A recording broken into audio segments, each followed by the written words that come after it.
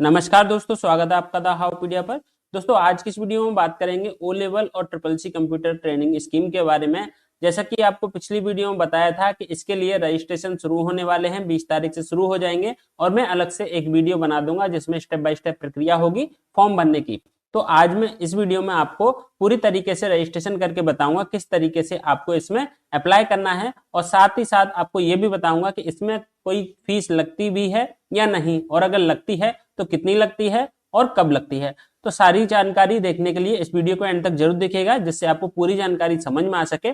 सबसे पहले आप इस वाले पेज पर आ जाइएगा, इसकी लिंक आपको डिस्क्रिप्शन में दे दी है। जैसे ही आप इस वाले पेज पर आएंगे, यहाँ पर आने के बाद में आपको देखिए यहाँ स्टूडेंट रजिस्ट्रेशन का ऑप्शन दिखाई दे रहा है। यहाँ पर आपको इस पर क्लिक करना है। जैसे ही आप यहाँ पर क्लिक करेंगे, आपका रजिस्ट्रेशन का जो फॉर्म है वो ओपन हो जाएगा। यहाँ पर आपको यहाँ पर अपने आधार नंबर की जरूरत पड़ेगी, जिसमें कि आपको यहाँ पर सभी डिटेल्स फिलअप करनी है। मैं यहाँ पर डिटेल्स एंटर कर देता हूं। यहाँ पर एंटर करने के बाद में आपको यहाँ पर ये जो कैप्चा कोड है यहाँ पर एंटर कर देना है। इसको एंटर करने के बाद में आपको क्या करना है, यहाँ जनरेट ओटीपी पर क्लिक कर देना है।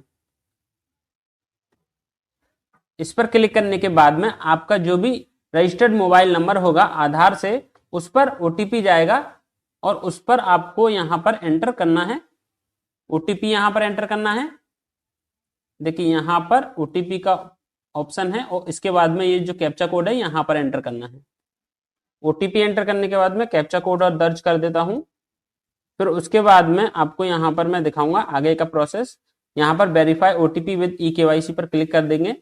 इस पर करने के बाद में अब आपके सामने आपके आधार से जानकारी फैच होकर आएगी, जो कि आपको देखिए यहाँ पर दिखाई देगी इस तरीके से। मैं आपको दिखा देता हूं, थोड़ा आप स्क्रॉल करेंगे तो देखिए आपको यहाँ पर साफ साफ दिखाई दे रहा होगा, आवेदक का विवरण UIDAI द्वारा ई केवाईसी से प्राप्त। यहाँ पर ये जो जानकारी है वो सब आपको देखनी है। सभी जानकारी सही होने के बाद में आपको अपना मोबाइल नंबर यहाँ पर एंटर कर देना है। मोबाइल नंबर एंटर करने के बाद में वैलिडेट मोबाइल नंबर पर क्लिक करना है। इसके बाद फिर से आपके नंबर पर ओटीपी जाएगा और उस ओटीपी को आपको यहाँ पर एंटर कर देना है। देखिए यहाँ पर आपको एंटर कर देना है ओटीपी को। मैं यहाँ पर एंटर कर देता हूँ और इसके बाद में आपको यहाँ पर ये कैप्चा कोड एंटर कर देना है। इसके बाद में सबमिट पर आप क्लिक कर देंगे। जैसे ही आप सबमिट पर क्लिक करेंगे, आपका ये पेज जो है वो रिलोड होगा और आपका जो रजिस्टर्ड मोबाइल नंबर आपने यहाँ लिखा है उस पर आपका रजिस्ट्रेशन नंबर चला जाएगा और साथ ही साथ आपका पासवर्ड भी उस पर चला जाएगा।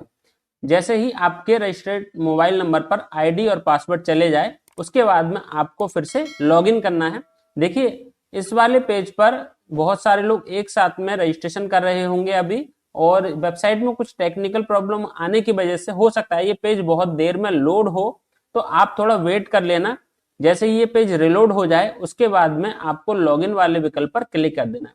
हालांकि देखिए यहाँ पर मैंने सबमिट पर क्लिक कर दिया है, पेज अभी रिलोड नहीं हुआ है, लेकिन मेरे मोबाइल नंबर पर आईडी और पासवर्ड आ चुके हैं, जिसको मैं अभी लॉगिन करके आपको दिखाऊंगा किस तरीके से आपको लॉगिन करना है और आगे का फॉर्म भरना है। तो मैं यहाँ से इसको आगे बढ़ाता हूँ। देखिए अब यहाँ पर मैं आपको लॉगिन करके दिखाऊंगा। आपको इस वाले पेज पर फिर से आ जाना है और यहाँ पर आपको दिखाई दे रहा होगा स्टूडेंट लॉगिन, यहाँ पर आपको क्लिक करना है। अब इसमें आपको कौन सी डिटेल भरनी है, जो आपके रजिस्टर्ड मोबाइल नंबर पर आई है वो आपको यहाँ पर एंटर कर देना है। आपका रजिस्ट्रेशन आईडी होगा वो यहाँ पर एंटर करिए ऊपर की तरफ, और उसके नीचे आपको अपना पासवर्ड एंटर करना है। पासवर्ड भी आपका उसी में आया होगा, तो आप एक बार उसको चेक कर लीजिएगा आपके रजिस्टर्ड मोबाइल नंबर पर किस तरीके से कौन सा पासवर्ड आया है। और उसके बाद में आपको यहाँ पर इस तरीके से एंटर पर लॉगिन पर क्लिक कर देना है। उससे पहले यहाँ आपको अपना ये कैप्चा कोड भी एक बार एंटर कर देना है। अब यहाँ पर लॉगिन कर देता हूं मैं। अब देखिए जैसे ही आप यहाँ पर लॉगिन करेंगे, आपका इस तरीके से जो पहला वाला पासवर्ड है वो आपको यहाँ पर चेंज करने के लिए बोला जाएगा। पहले तो आपको ऊपर जो है यहाँ पर अपना पहले वाला जो पासवर्ड जो आपके मोबाइल नंबर पर आया था वो एंटर करना है, और उसके बाद में अपना जो नया पासवर्ड आपको बनाना है वो एंटर करना है। तो मैं जल्दी से इसको भी कर देता हूं। याद रखिएगा जो आपका पासवर्ड आया है उसको ठीक से एंटर करिएगा। बहुत सारे लोग कैपिटल या फिर स्मॉल लेटर में गलती कर देते हैं, तो आप जरूर एक बार चेक कर लीजिएगा किस तरीके का आपका पासवर्ड है। उसके बाद में यहाँ एंटर करने के बाद में आपको जो नया पासवर्ड बनाना है वो आपको यहाँ पर एंटर कर देना है। याद रखिएगा जो नया पासवर्ड बनाएंगे उसमें एक बड़ा अक्षर होना चाहिए और कम से कम एक छोटा अक्षर होना चाहिए, और साथ में एक आपका जो स्पेशल लेटर होता है जैसे हैश होता है या फिर @ बोलते हैं इसको, वो होता है। उसके बाद एक आध उसमें आपका नंबर भी होना चाहिए। यहाँ पर देखिए इस तरीके का एग्जाम्पल भी दिया है किस तरीके से आपका पासवर्ड होना चाहिए, कौन कौन से स्पेशल कैरेक्टर यहाँ पर ऐड करने हैं। तो उसके बाद में क्या करना है, यहाँ पर सबमिट कर देता हूं मैं। इसके बाद में मेरा जो पासवर्ड है वो चेंज हो जाएगा, और चेंज होने के बाद में आपको यहाँ पर देखिए इस तरीके से मैसेज आ जाएगा, your password has been changed, log in again. अब क्या करना है, दोबारा से मेरे को एंटर करना है यहाँ पर डैशबोर्ड में। इसके लिए मुझे अपना जो आईडी है वो एंटर कर देनी है। यहाँ पर आईडी एंटर करने के बाद में फिर से यहाँ पर अभी जो मैंने पासवर्ड बनाया है वो वाला पासवर्ड एंटर करना है, और कैप्चा कोड यहाँ पर लिख देना है। उसके बाद में लॉगिन पर क्लिक कर देना है। जैसे ही मैं यहाँ पर क्लिक करूंगा देखिए इस तरीके से मेरे सामने सारी जानकारी आ जाएगी, जिसमें कि यहाँ पर नाम आ रहा है। उसके बाद में यहाँ पर दिशा निर्देश हैं, इस तरीके से जो जानकारी दी है किस तरीके से जानकारी है वो सब पढ़ लेनी है। देखिए यहाँ पर साफ साफ लिखा है, उक्त योजना पिछड़े वर्ग के शिक्षित बेरोजगार युवक और युवतियों के लिए है जिनकी पारिवारिक आय यानी आपकी वार्षिक आय 1 लाख रुपए से कम होनी चाहिए। दूसरे नंबर पर यहाँ पर दिया है कि जो भी आप कोचिंग सिलेक्ट करेंगे उसमें आपका जो प्रशिक्षण है वो पूरी तरीके से फ्री होगा। इसके अलावा जो भी संस्थान है वो आपसे किसी भी तरीके का पैसा नहीं लेगा, लेकिन आपका यहाँ पर नीलेट द्वारा जो एक संस्थान है जो एग्जाम कराती है, लास्ट में आपके प्रशिक्षण के बाद जो एग्जाम होगा उसको आपको फीस देनी होगी, वो भी आप स्वयं ऑनलाइन भुगतान करेंगे। तो ये भी आपको खुद ही करनी है, उस प्रशिक्षण संस्थान को नहीं देनी है, उस कोचिंग को नहीं देनी है जो आपको प्रशिक्षण देगा। अब देखिए यहाँ पर उसके बाद में यहाँ पर तीसरा यहाँ पर पॉइंट है कि आपको यहाँ पर कम से कम 75% की आपकी इसमें अटेंडेंस होनी चाहिए। 15 दिन से अधिक आप अगर अनुपस्थित रहेंगे तो आपका नाम कट जाएगा और दोबारा से उस पर कोई विचार नहीं किया जाएगा। उसके बाद में यहाँ पर चौथा जो पॉइंट है, आपका जो चयन होगा वो आपके 12वीं के अंकों के आधार पर किया जाएगा, जनपद के आधार पर। अब इसके बाद में देखिए आपको यहाँ पर सहमति वाला जो ऑप्शन है इस पर आपको क्लिक कर देना है और नेक्स्ट पर क्लिक कर देना है। यहाँ पर नेक्स्ट पर जैसे ही आप क्लिक करेंगे आपको यहाँ पर देखिए चरण 1 ये जो दिखाई दे रहा है इस पर आ जाना है। इसमें आपको अपनी सभी डिटेल्स को फिलअप करना है, जिसमें आपको यहाँ पर जनपद का नाम सिलेक्ट करना है जिस जनपद से हैं आप। उसके बाद में आपको अपनी ईमेल आईडी यहाँ पर एंटर करनी है। देखिए यहाँ पर जनपद सिलेक्ट करना है। जनपद सिलेक्ट करने के बाद में आपको यहाँ पर अपना दूसरे नंबर पर अपनी ईमेल आईडी एंटर करनी है। एंटर करने के बाद में जो कोर्स आप करना चाह रहे हैं जैसे ओ लेवल है या फिर CCC, दोनों में से कोई सा भी यहाँ पर सिलेक्ट कर लीजिएगा। सिलेक्ट करने के बाद में फिर से ये रिलोड होगा। उसके बाद में आपकी जो यहाँ पर जानकारी है वो सब आपको यहाँ पर फिर से भरनी है। इस तरीके से देखिए आपके सामने यहाँ पर इंस्टीट्यूट आ जाएंगे, कौन कौन से इंस्टीट्यूट हैं जो आपको यहाँ पर प्रशिक्षण देंगे। बहुत सारे लोग पूछते हैं कि हमें कैसे पता चलेगा कौन सी कोचिंग में आपका सिलेक्शन हुआ है। तो यहाँ पर आप अपनी चॉइस फिल करते हैं सीट के अनुसार, जिस कोचिंग में जितनी सीट होती हैं उसके अनुसार आपका अगर नंबर पहले में नहीं आता तो दूसरे में आएगा, दूसरे में नहीं आता तो तीसरे में आएगा, इस तरीके से रहता है। तो यहाँ पर अपने जो भी इंस्टीट्यूट आ रहे हैं आपके एरिया के, जनपद के, वो आप यहाँ पर सिलेक्ट कर लेंगे। जो आपके जितने नजदीकी हो वो आप यहाँ पर सिलेक्ट कर सकते हैं। जैसे मैं यहाँ पर कर लेता हूँ सिलेक्ट। इसके बाद दूसरा यहाँ से सिलेक्ट कर लेंगे और तीसरा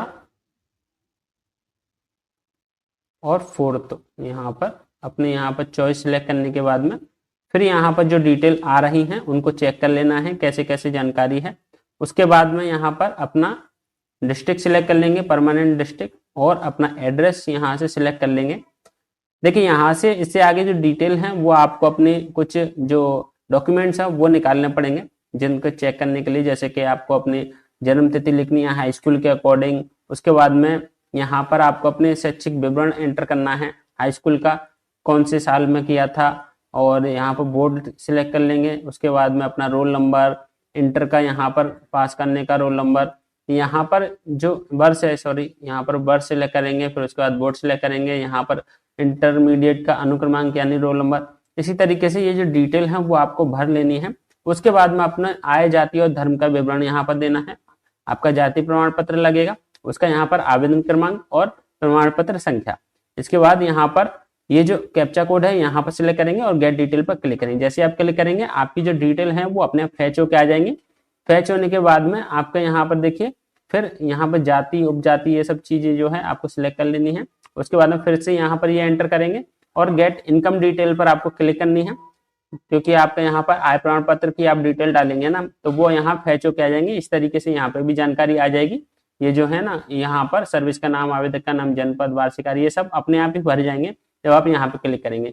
उसके बाद में यहाँ पर ये जो जानकारी है वो फिल हो जाएगी और आपको जो भी आपने डिटेल यहाँ पर एंटर की है वो आपको यहाँ अपलोड करनी है। जाति प्रमाण पत्र अपलोड करना है इस तरीके से, और फिर उसके बाद में अपना आय प्रमाण पत्र भी आपको यहाँ पर एंटर कर देना है। इसके बाद अपना फोटो अपलोड करेंगे और यहाँ पर इंटर की मार्कशीट अपलोड कर देंगे। उसके बाद यहाँ पर सेव कर देंगे। सेव करने के बाद में आपको एक बार अपने फॉर्म को पूरी तरीके से प्रीव्यू कर लेना है, किस तरीके से कौन सी जानकारी आपने फिल करी है। फिल करने के बाद में यहाँ पर फाइनल लॉक पर आप क्लिक कर देंगे। फाइनल लॉक पर क्लिक करते ही आपका फॉर्म पूरी तरीके से सबमिट हो जाएगा।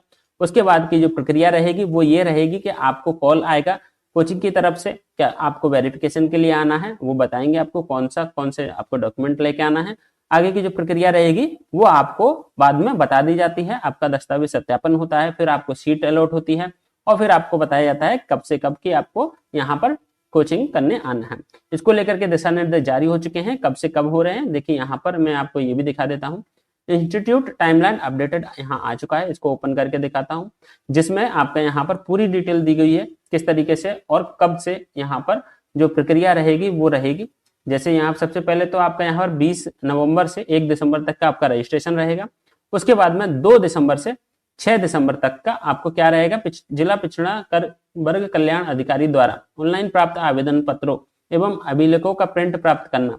यानी देखिए जब आप फॉर्म भरेंगे ना, ये वाला फॉर्म भरने के बाद में आपको जो प्रिंट आउट निकलवाना है वो आपको जमा करवाना है अपने जिला पिछड़ा वर्ग कल्याण अधिकारी कार्यालय में।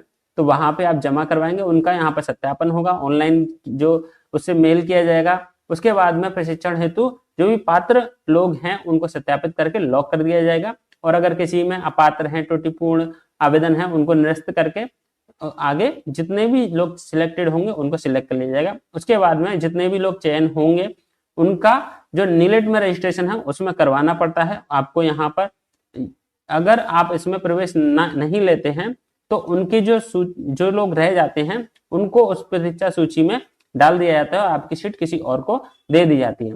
इसी तरीके से फिर लास्ट में आपके यहाँ पर देखिए 12 दिसंबर से आपके यहाँ पर प्रशिक्षण शुरू हो जाएगा, तो आप जल्दी से इसमें अप्लाई कर सकते हैं और रजिस्ट्रेशन कर सकते हैं। मैंने लगभग पूरा जो जानकारी है इसमें फॉर्म भरने का वो बता दिया है। बाकी जो जानकारी है आपको अपने डॉक्यूमेंट के अनुसार, आपकी जो भी डिटेल है पर्सनल, उसके अनुसार आप इसको भर सकते हैं, जिससे आप आसानी से इसमें अप्लाई कर सकें। तो दोस्तों आशा है आपको यह जानकारी पसंद आई होगी। ऐसी जानकारी और अन्य सरकारी योजनाओं अपडेट के लिए आप हमारे चैनल को सब्सक्राइब जरूर कर लीजिएगा, और यह जानकारी पसंद आई हो तो आप इसे अपने दोस्तों के साथ शेयर जरूर कीजिएगा। धन्यवाद।